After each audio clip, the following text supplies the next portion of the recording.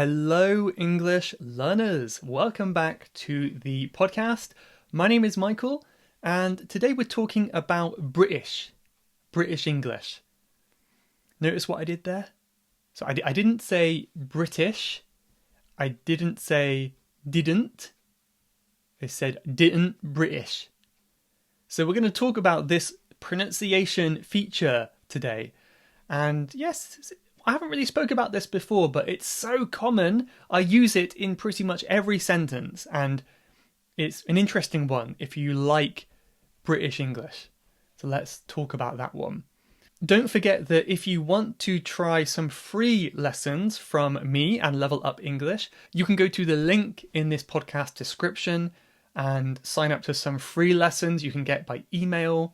Or if you don't have the link, you can go to levelupenglish.school, and at the bottom of that page there will be a sign up form that says, want free lessons? So I've updated them now, so there's 5 brand new free lessons you could try from the Level Up English course. You can hear a private podcast from me, you can try some lessons in pronunciation, vocabulary, I've got a few things over there like that. You can try one of the podcast transcripts as well. So have a look over there, sign up in the description for those free lessons, and join my email community. And if you want more than that, if the free lessons are not enough for you, then of course you can just become a member at levelupenglish.school. There's a members button at the top of the page. And of course that gives you access to all of the courses, transcripts, group classes with me, and many other things. So it's a great deal, and I hope to see you there. Let's get into the topic today, though, without any more delay. So what we're talking about today is the glottal stop. Glottal stop. And this is when we pronounce something like glottal as glottal. Glottal. So you can see we're kind of dropping that T in some way. It's a bit interesting. If you're looking at the phonetic alphabet, the symbol for this is a bit like a question mark without the point at the bottom. So if you ever look at the way a word is pronounced, you might see this one occasionally. But this is very, very common in British English. And essentially what we do, it's quite hard to explain, but we're closing the flow of air in the throat here. We're closing the air. So it's like a very short pause between two sounds where there's no air that's released from your lungs. It's really, really common, especially in fast speaking. It's not so common in American English. They don't really use it much. But in British English, it's very common when we speak quickly. And I would like to say right at the beginning here, you do not need to know this. I think it's important to understand it, but you do not need to use it. It's very possible to be a fluent speaker and never use a glottal stop. However, native speakers use it all the time, generally, and you will hear it a lot. Maybe be aware of it, but do not worry if you cannot use it. We'll come back to that more in a minute about using it yourself. A good example that people often talk about is in the phrase, or the sound, I suppose, the sound, uh-oh. Right, we say this sound when there's like a problem, like, uh-oh, problem, like that. But in between, if you notice, uh-oh, there's a pause between those two sounds. And this is what we're doing here. We're closing off our throat. And you know that this is happening because if you stop in the middle, like, and then you don't say the last bit, try to breathe when you've paused. It's impossible to breathe. And that is because your throat is closed. You cannot breathe. You go, uh-oh. Right? So try it yourself. If you can breathe in between, you're not doing it right. So keep practicing, uh-oh. Then your throat should be closed in between those two sounds. And then when you say the second part, you're pushing the air out, uh-oh. There's a push right from the back. So try to practice. I hope that is a good explanation that you can practice yourself. I think it's most commonly pronounced after a T, a T sound, at the end of a syllable. A syllable is like a sound, or it could be a word. And when the next sound is a consonant, like B, G, k, d, one of these sounds. So think about the word for the country, Scotland. Scotland. Right now, I'm not saying a glottal stop, I'm saying Scotland. Scotland. But I don't know if you can notice, but it's quite difficult to go from the T to the L. Scotland. It's a lot for your mouth to do, T to L. So we often use the glottal stop to make things easier to pronounce. I would say Scotland, Scotland. So compare uh-oh, Scotland. It's the same thing happening here, that glottal stop. But also notice you cannot really hear the T sound. It's not Scotland, it's Scotland, Scotland. So you can say Scotland, but I've never really heard a native speaker say that, at least down here in the south of England. So have a go yourself and try to say Scotland, Scotland.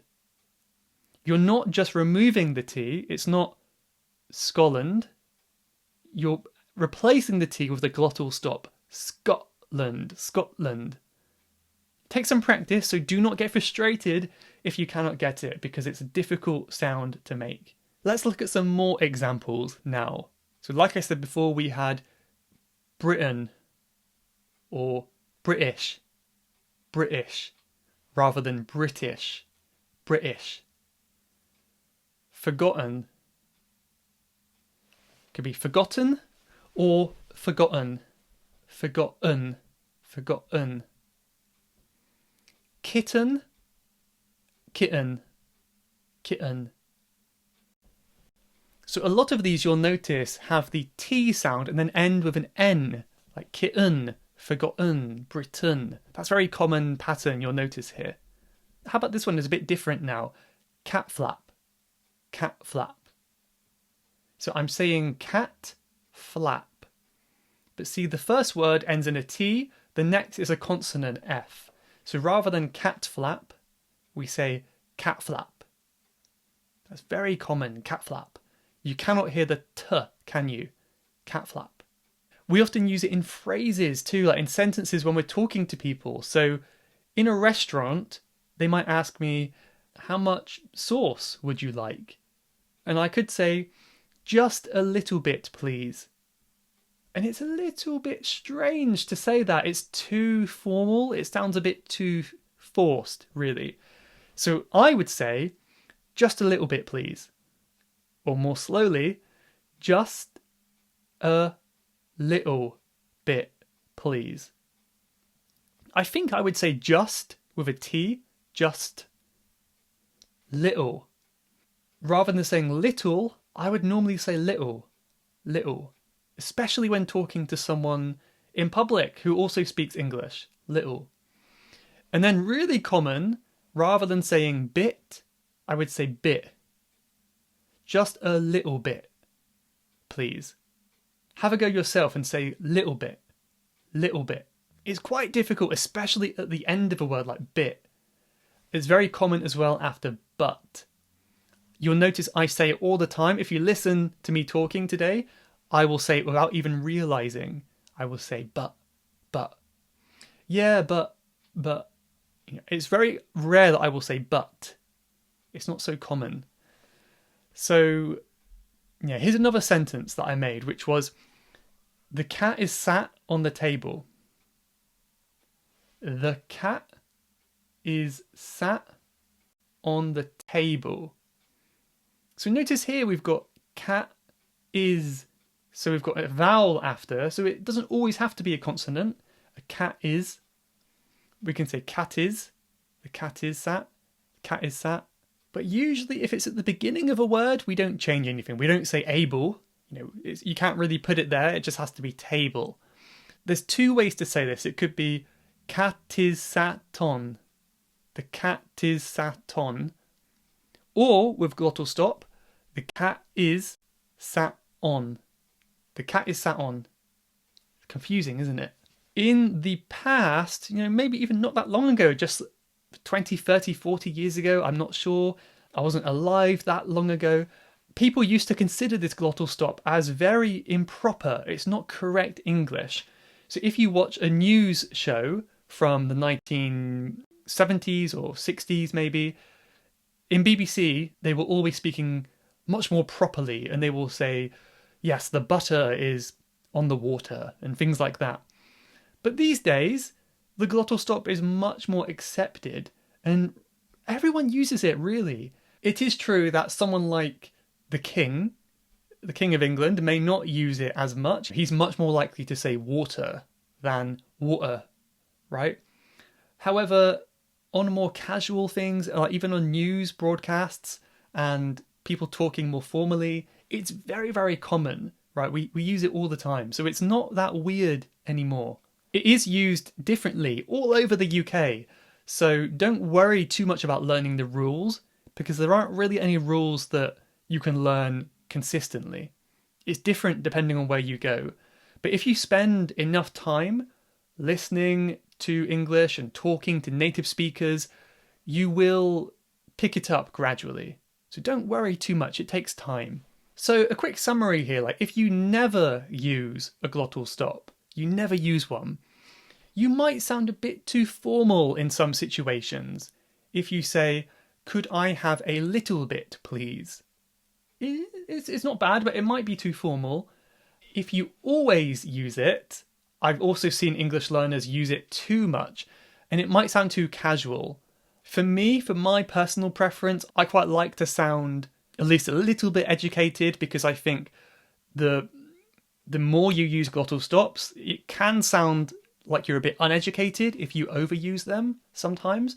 That's not really my opinion, that's just how it is, that's how people react to that. So in my preference, I would usually say a glottal stop with a word like but, B-U-T, but I wouldn't usually use it for butter.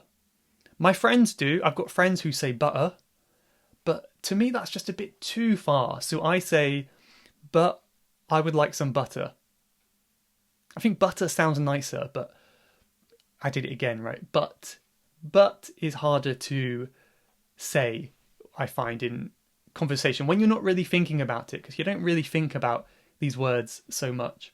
I find it also depends on who you're with, though. It's really interesting. If I'm speaking to my grandma, I will say, could I have some water, please? If I'm speaking to someone who's a bit younger than me, maybe I want to impress them, I want them to think I'm cool, I might say, oh, give us some water, mate. Give us some water. Right? So we change the way we speak unknowingly sometimes to fit in with different people.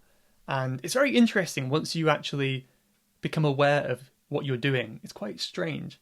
But yeah, I want to say finally, remember the aim of language learning is to be understood and to understand other people.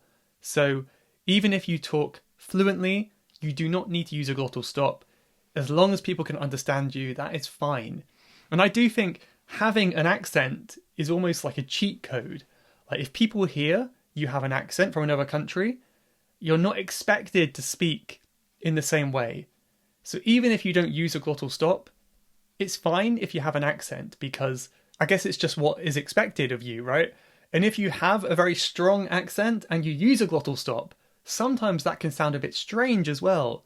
So I think it's important not to force anything that doesn't feel natural for you. It will come with time, but don't try to use it too much before you're ready. I think that's my advice, but that's just my opinion. Yeah, as I said before, if you, for example, went to a job interview and you said butter, water, British, then I think it can give the impression that you're not super educated. So again, you need to change your way of speaking depending on who you're with. If you want to leave a good impression for your future boss, you would want to say water and British and things like that. It does make a difference. People do judge you based on how you speak. It's a natural thing that no one can get away from. So I think I'm going to leave it here, maybe finish a little bit early today, because speaking of speaking, talking about speaking, my throat is feeling a bit dry now, so I don't want to wear myself out. But I've got a quote here that is very interesting and related to this topic from David Crystal, who said, "It's often thought that the only function of pronunciation is to facilitate intelligibility, but it is also there to express personal or group identity. So this is exactly what I said before, really. And in simple words, he's saying people often say pronunciation is just to be understood. However, it's also used to show your identity. So people use pronunciation to fit in with a group or to express themselves as well. It's so much more than just sounding clear in your words. So it's not necessarily a right or wrong when it comes to things like a glottal stop. You can use what you want, I would say. But if you want more on this, I would recommend YouTube. There's some great videos on YouTube that I have seen myself. If you just type in glottal stop, there's some great lessons there that you could try. And yeah, hope that's useful for you. So if you like this episode on pronunciation, let me know and I can do more, perhaps. But for now, I'll leave you with that. So thank you very much for listening or watching, and I will see you in the next episode for something very special, I'm sure. Goodbye, everyone. Have a great week. You have been listening to the Level Up English podcast. If you would like to leave a question to be answered on a future episode, then please go to levelupenglish.school/podcast. That's levelupenglish.school/podcast. And I'll answer your question on a future episode. Thanks for listening.